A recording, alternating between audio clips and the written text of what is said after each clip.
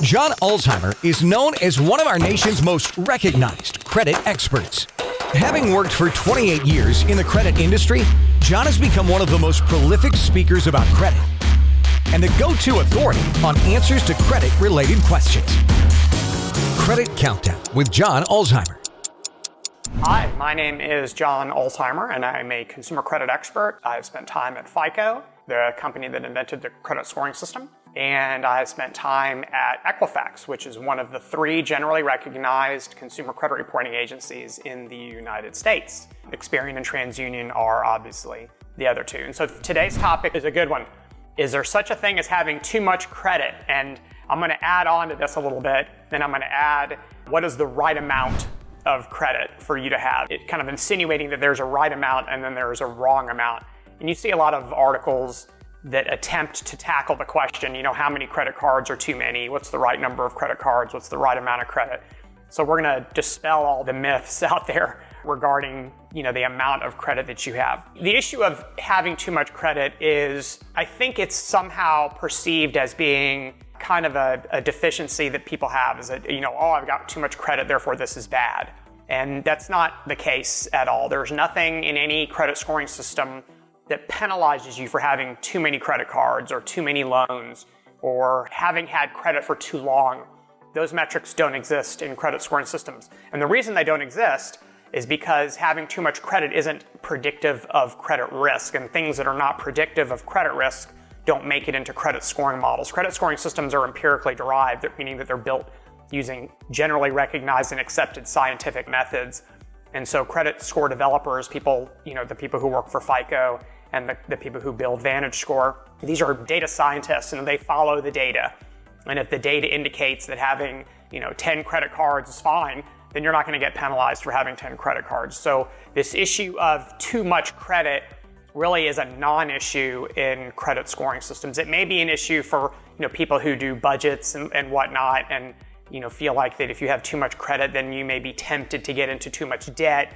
That's a different issue. That has nothing to do with credit scoring. And so really I would take issue with that as well. Rather than getting argumentative on the topic, let's stick to, you can have too much credit from a credit scoring perspective. You can't have too much, but you can certainly have not enough. Here's how I would like for you to determine the right amount of credit for you. And so you have one school of thought is, I'm only going to take out a mortgage if I want to buy a house. I'm only going to borrow money to buy a car if I want to buy a car.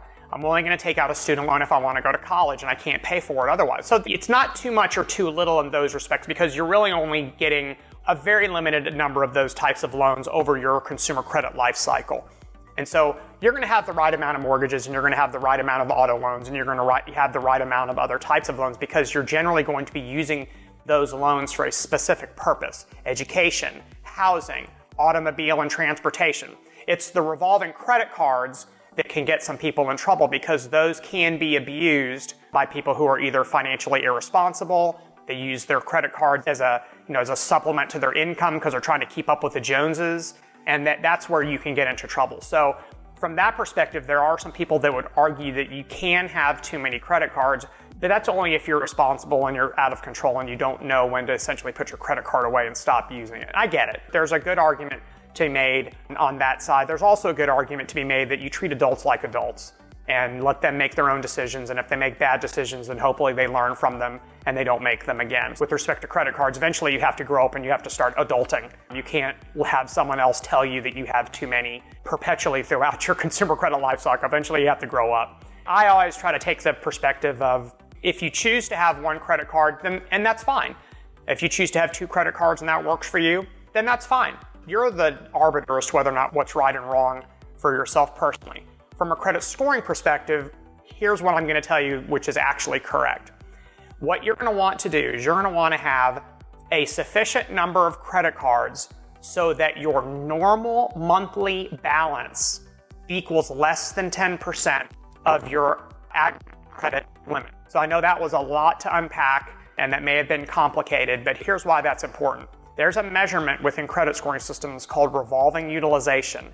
And one of the important ways that that's calculated is in the aggregate, meaning that the sum of your credit card balance is divided by the sum of your credit limits. And you want that percentage to be as low as possible, optimally less than 10%. And here's a good way to figure it out. Look at your credit card usage over the past 12 months. That's going to give you a really good idea of what your average monthly balance under normal usage conditions is going to be. And let's just say hypothetically that your average monthly balance is $5,000. And for some of you, you're probably like, dude, that's crazy. I'll never have that amount of credit card debt. And some of you are like, yeah, that's about right. Or some of you may be like, geez, that's pretty low. I would love it for my balances to be $5,000 a month. So whatever it is, okay? But let's just, to make the math easy for our discussion, let's just say that your average monthly balance is $5,000. Now we're talking about credit scoring here. Your target utilization percentage is less than 10%. That means that you're going to have an aggregate amount of credit limits where $5,000 equals 10% or less than that amount. And so for this particular math problem that we're working through, that's going to be $50,000 because 10% of $50,000 is $5,000. So you are going to need or want to have at least $50,000 of credit limits appearing on your credit reports, because that will ensure that every single month your revolving utilization ratio is no more than 10%. And in the perfect world, you'd love to have a whole lot more credit limits so that your $5,000 every month equals something much less than 10%. So now we kind of take this back, let's bring it home. How do you answer the question? How much is too much credit for me? How much is not enough credit for me? What's the optimal amount of credit for me? If you're able to hit 10% with 2 credit cards, then 2 credit cards is the optimal number for you from a scoring perspective. That means you're going to have $50,000 of credit limits across 2 cards. So average $25,000 limit per card. That's a big lift. You may have to get some pretty good credit cards in order to have limits of 25 grand. If that takes you 5 credit cards at $10,000 limits per card, then it takes you 5 cards. Then for you, the optimal number of credit cards is going to be 5. If that takes you 10 credit cards to get to 50,000, then the optimal number of credit cards for you is going to be 10. So there is no one answer for every single one of us because we all use credit cards differently, but we all have one thing in common is we want to have that revolving utilization ratio as low as possible, and that normally means having more credit cards than you're ever going to use because you want to have that unused credit limit that kind of acts as kind of credit score insurance, if you will, and it helps to keep that balance as low as possible. So no, you cannot have too much credit, but you certainly can have not enough credit, certainly from a credit scoring perspective. So thanks for the question. That was a good one. I like talking about that. If you have any comments or questions, leave them in the section below. If you have any other topics you'd like me to hit, then please leave them in the section below and I'll do my best to get to them. Thank you very much for watching and have a great rest of your day. Thanks. For more videos and credit tips from John Ulzheimer, go to www.tradelinesupply.com.